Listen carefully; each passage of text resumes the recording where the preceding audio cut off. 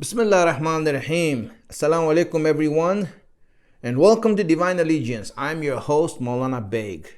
We started the series regarding Imam Mahdi and the conditions of the appearance of our Imam. So before I just get into that, just a shout out to a lot of people who are writing to us about questions. We have Brother Muhammad who is writing from California asking about spirituality and growth in morals and spirituality, and others also from San Diego, from New York and Dallas. So it is a lot of questions that we are getting. But since I started this series on Imam Mahdi, I'm going to get to your questions and to the topics that you want me to discuss after 15 Shaban. It will be a great time and we will get into all of those things. So stay tuned. Do not go away and get back to us. We want to go forward with the continuation of the series of Imam Mahdi that we started until the 15th of Shaban. We want to get ready for our Imam and his birthday that's coming up. And we chose that we will talk about the conditions that are going to bring the Imam back to us. So without further ado, let me get started right away. The first condition that is written down for us and what's important for us in regards to the Imam's reappearance is the condition not of the Imam but of the Ummat or the Ummah. Now what does that mean? When we want to have the marifat of the Imam, one of the conditions is that the Imam doesn't have to be ready. It is the Ummat and the followers that have to be ready. They must be prepared. They are what count as a condition, not the Imam. The Imam is the way that he is supposed to be. It is the followers who have to become the way that they are supposed to be. And when the followers are not who they are and what they should be, then the Imam does not come back. It is a condition, and by condition I mean that if the condition is not fulfilled, the Imam is not coming back. So this is the first condition, is that of the followers. And let's look at an example I'll give you so that you can see the importance of what I'm talking about. Without the followers, the Imam's function as an Imam and as a leader is neutralized. It is finished. Meaning that the Imam can only practically be the Imam if there are followers. Yes, he is the Imam appointed by Allah, but in practicality and functionality, there must be followers. It's like Jamaat prayers. If the Imam is standing there, he is the Imam. If the followers do not come, if no one joins the prayer, then he makes his prayer furada or individual. It's not going to be a congregation. The only way a congregation is formed is if there are followers who are willing and ready to follow. So based on that, it doesn't mean that the Imam is not qualified. It doesn't mean that the Imam is not ready. Imam is ready and qualified to lead. But it's the followers who are unprepared or unwilling or unknowing of joining the Imam. So the condition for the reappearance of the Imam is the preparation of the followers. This is what's important for us to discuss. I want to go into this a little bit. Now, really, the Imam needs help. It's not a big deal. Yes, the Imam needs help. Rasulullah, when he came to invite the people to Islam, in the first invitation to his relatives, he said, "Is there anyone to help me?" He asked the people for help. So if Rasulullah can ask the people for help, the Imam can ask the people for help. When we see Imam Hussein, he said, "Hal min nasirin yansuruna." So the Imam is alone. He needs helpers and followers. So he's asking for help. So just like that, Imam Zamana is in need of help for establishing the government. Yes, Allah's support is there. Yes, Imam is qualified. But one of the conditions that have to be met, and that one that we all are obligated to fulfill, is the preparation of the followers, especially the Shia, the close and special people of the Imam, getting them ready to join the Imam. This is what's necessary. So in this regard, 2 points I want to mention. 2 points so that we can understand this and we can know about this, and inshallah it will help us to see what is our duties. And I will be explaining this in detail because it's really important, and this is what we really want to get to, all of us together. So number 1 point, the first point in regards to this is that the enemies, superpowers, arrogant hegemonies, zalimeen, oppressors, do not stop the Imam from coming back. They have nothing to do with his reappearance. Meaning that if the enemies are weakened, then the Imam will come back. No. The coming of the Imam, the appearance of the Imam, has nothing to do with his adversaries and foes and enemies who are there to stop him. They want to stop him. They want to do something to him, but they're not even consequential in the math. When Allah does the math of how truth is going to be established, He doesn't even take the enemies and falsehood into account. It's as if they don't even matter. They are immaterial to the spread of the truth and the establishment of truth. In Surah Isra, ayat number 81, Allah says, قُلْ جَاءَ الْحَقُّ وَضَحَكَ الْبَاطِلِ إِنَّ الْبَاطِلَ كَانَ ضَحُوكَ. He says that when the truth comes, falsehood will vanish, and falsehood by nature is a vanishing thing. It is nothing. It plays no part in anything. Falsehood doesn't play any part in anything. We don't even look at them. We don't even see, oh, look at the enemies or what they're doing. Nothing.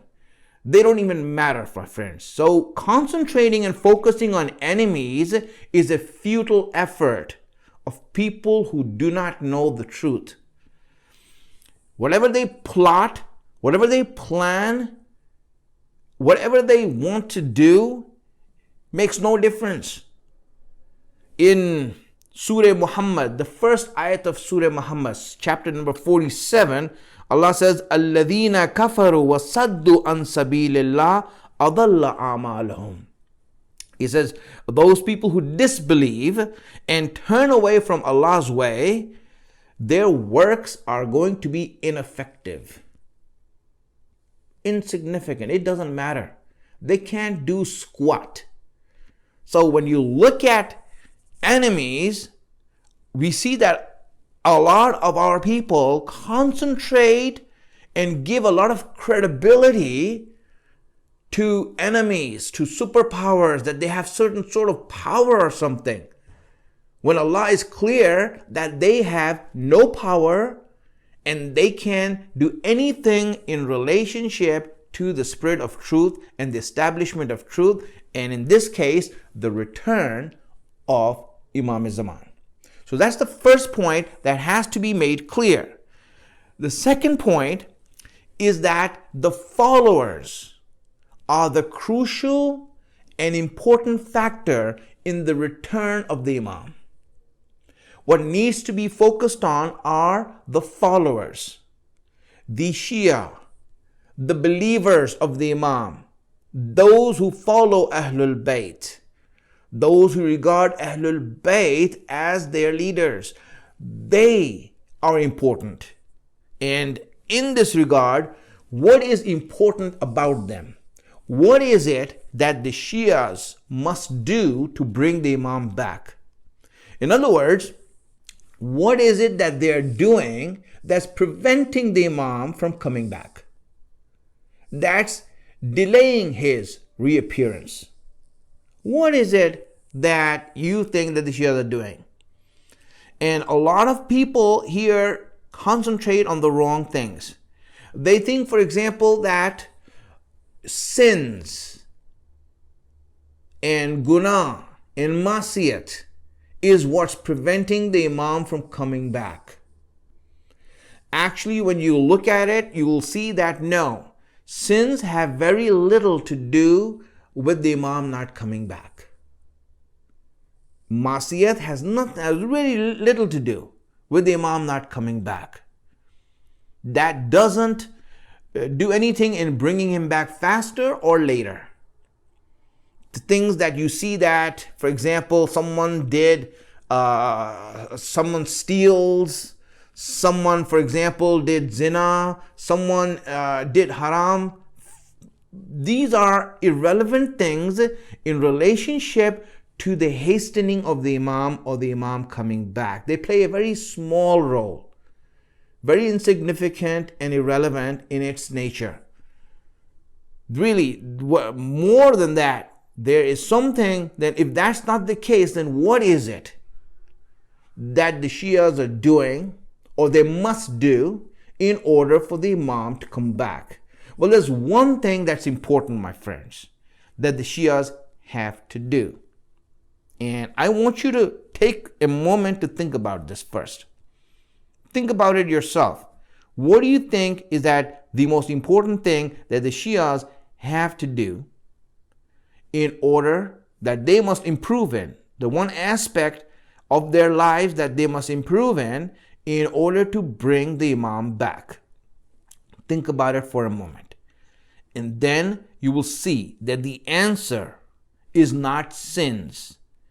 The weakness that is being spoken about here, that the Shias must remove and improve, eradicate that weakness and improve themselves, that weakness is not sin or some sort of disobedience. The thing that they must improve and first of all get rid of and improve is they must get rid of the disunity that exists among them, and the thing that they must do is unite. To bring back the Imam, this unity is what's important. Let me read this from Imam Mahdi himself in a letter that he wrote to Sheikh Mufid. In this letter, Imam mentions, وَلَوْ أَنَّ أَشْيَاءَنَا وَفَّقَهُمُ اللَّهُ لِطَاعَتِهِ. If our Shias, may Allah make them successful. Imam is saying with the dua, truly meaning that he wants us to be successful because our success is what's bringing him back, and he is connected to our success, and hence he prays for it also.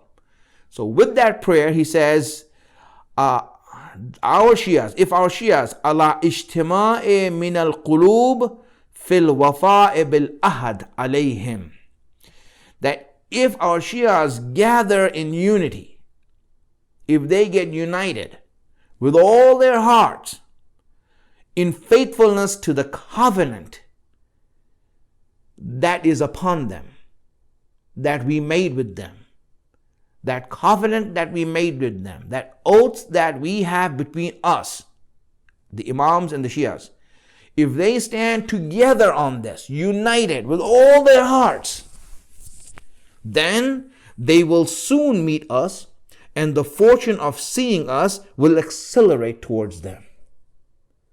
Meaning that my return depends on your unity, on you, our followers, coming together.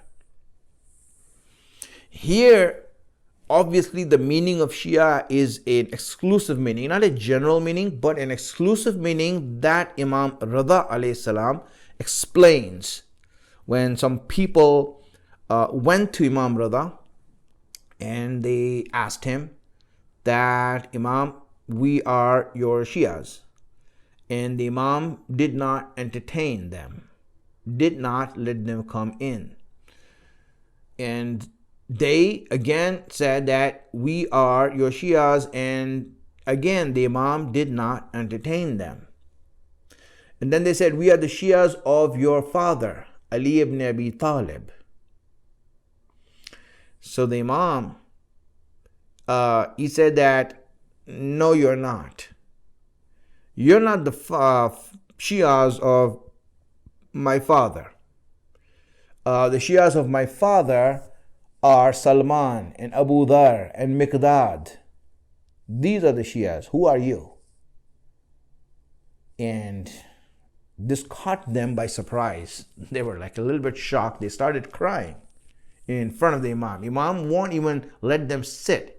They came in the house. Imam did not let them sit in the house. And they were crying standing up. They were like standing there, didn't know what to do, as if the whole earth is taken from under their ground. And they started to say things to the Imam, saying that if you don't meet us, if you don't entertain us, if you don't take our questions, then the people will doubt us. And we are the people who are with you. So the Imam said, you're not our Shias. You're not the Shia of my father. Then they said, then what should we say? He says, say that you are our lovers, not our Shias. And they said, yes, we are your lovers. He says, then, okay, then you can come in and sit down. Because Shias are different. Shias are a different breed of people. And who the Shias are, that's not our topic right now, but it is more exclusive and more particular than being a lover.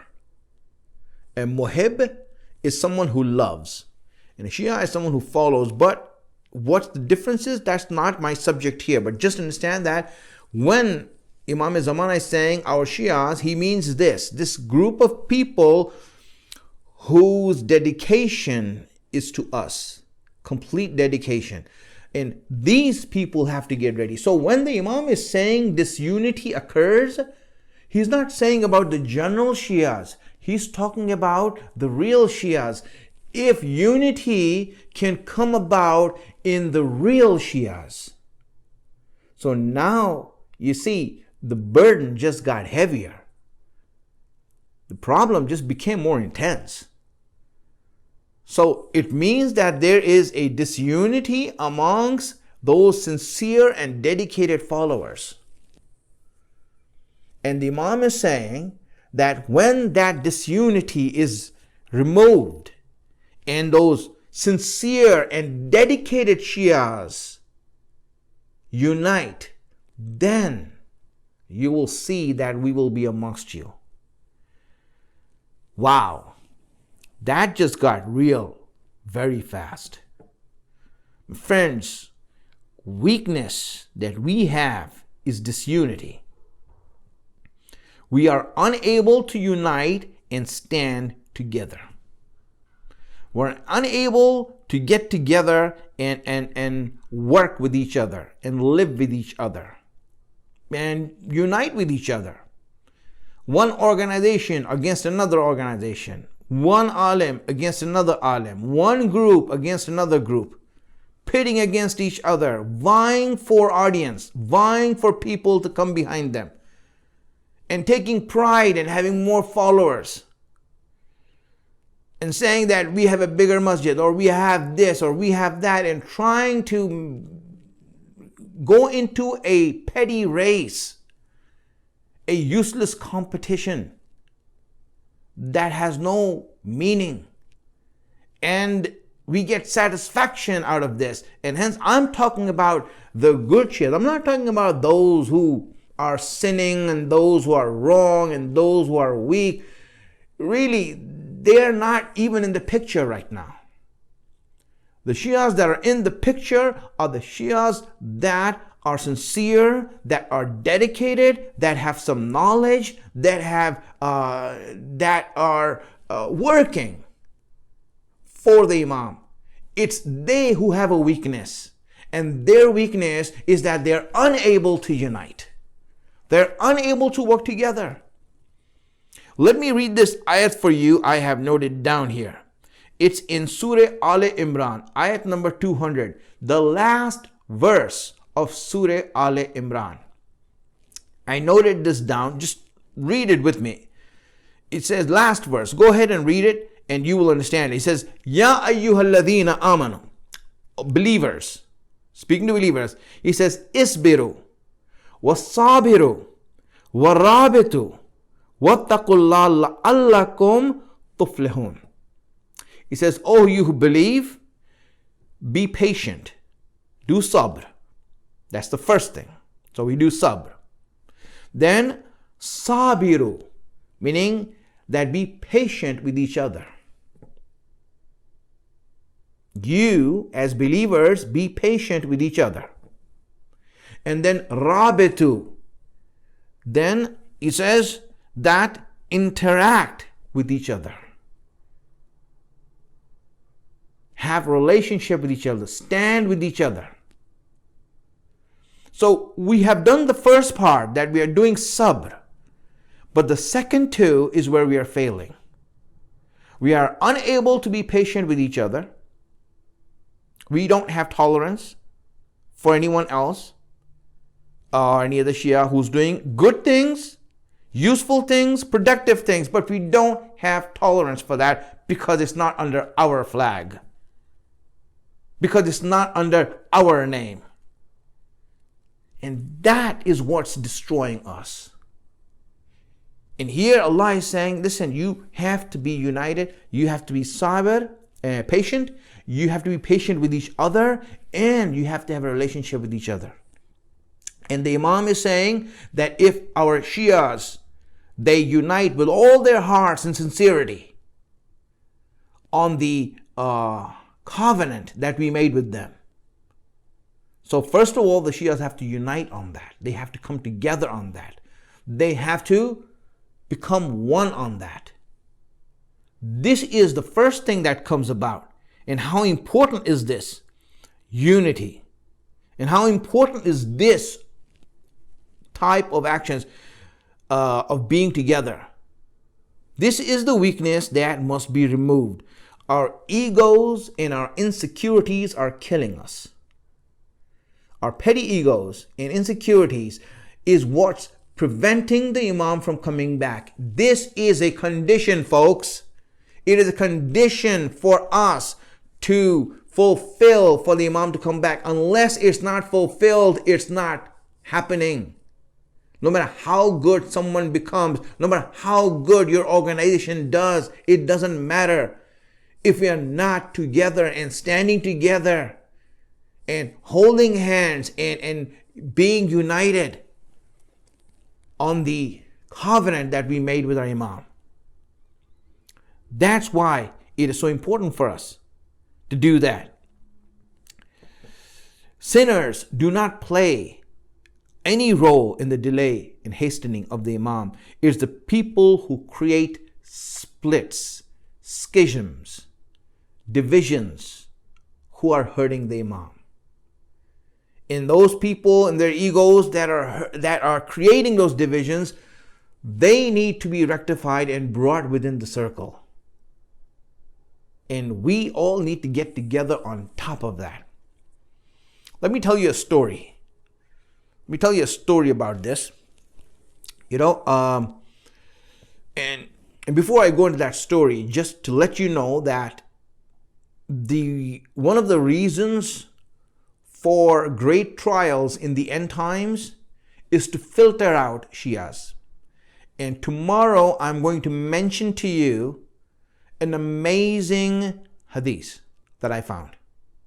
I'm going to go into that tomorrow in regards to the sifting that's going to happen in the end times. I want to go through that and explain how this works. But right now, just about unity itself, let me tell you something from the Quran, very simple stuff. Let me tell you something about unity and the importance of that and the significance of that. And really, Why, for example, we concentrate on Shias sinning or disobeying or these type of things, and based on these things, we create divisions and schisms and cults within ourselves, cliques within ourselves. Well, let's look at this story that's in the Quran. That when Allah asked Musa to come to the mountain to get his revelation, and Musa went there to get to Allah, and he told the people that he's gone for 1 month, and Allah extended that stay by 10 days. Now obviously that notice that he extended the stay for 10 days didn't go back to his people.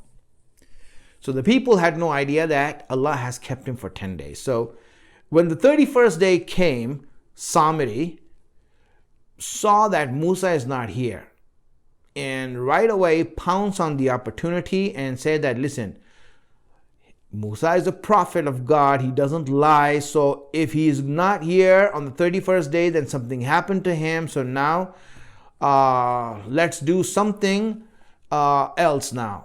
He's not coming back. And so they made a cow of gold and started worshipping it. Allah speaks about that in the Quran. In Surah Taha, he speaks about that and says, and when they were doing that, Harun, he speaks about Harun, that Musa had left there. He left Harun over there. And here in Surah Taha, ayat number 19, it starts off. And let me read this for you.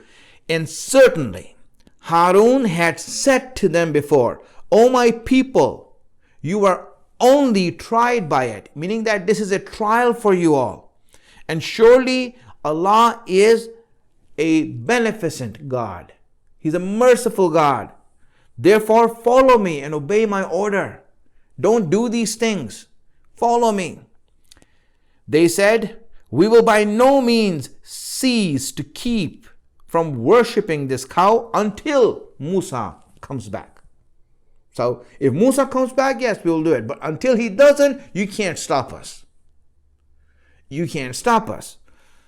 So when Musa came back, and he saw that the people that he left only a month ago have become idol worshippers, doing shirk, a sin unlike any other. So he was really upset. He was mad because he left Harun to be in charge there, his brother Harun. So Musa, when he came back, he says, Oh Harun, what prevented you when you saw them from going astray? Why didn't you stop them? Why didn't you say something to them? Why didn't you do something? Didn't you see that they're going astray? That they're doing sin? That they are doing wrong? You were in charge here. And it says that Musa was so angry that he grabbed his beard and head. He grabbed him by the beard in the fit of anger that Musa had. He grabbed his brother by the beard and by the head. And so Harun, in reply to that, says, O son of my mother, listen to this, O son of my mother, seize me not by my beard nor by my head. In other words, don't blame me. Don't look at me. Don't criticize me for what they are doing. I'm not to blame here. You know why I didn't say anything? You know why I didn't try to stop them? Yeah, I knew what they were doing is wrong. I know what they were doing is idolatry. I know what they're doing is shirk. But why didn't I stop them? Because of what? Inni khashito an taqula farraqta bayna bani Israel. I was afraid that you will tell me that you caused a division amongst Bani Israel by trying to stop them from doing wrong. I had a choice of either wrong or disunity. Wrong or unity. And I chose to maintain unity and let the wrong go on. This is what I have done. That's the choice I had. Because if I had raised this voice, if I had told them to stop, they would have left. They would have created a division, a clique. And in that case, then you would say, then why didn't you wait for me? Why don't you wait for me to come back? You should have waited until I came back. And Musa agreed to that. He said, yes, you're right. You are 100% right. That if there was disunity right now, there would be such a huge problem. This we can sort out. This we can clear. This we can solve. But disunity we cannot solve. My friends, this is the lesson that Allah is giving in the Quran in regards to how important unity is. And the Imam is saying that your job, and one of the conditions for the Imam to come back is the Shias being united. And the Shias coming together, living together, standing together as one. And when that happens, that will be one of the conditions fulfilled for the Imam to come back.